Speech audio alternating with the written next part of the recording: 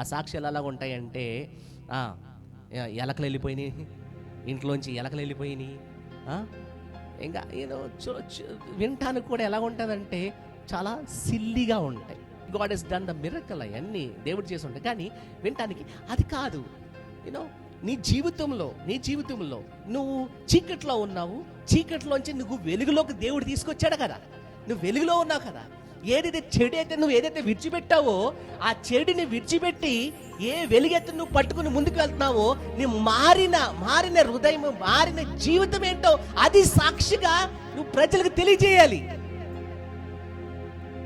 ఎలకలు వెళ్ళిపోయినాయి, దేవుడు చేశాడు, అవి కాదండి.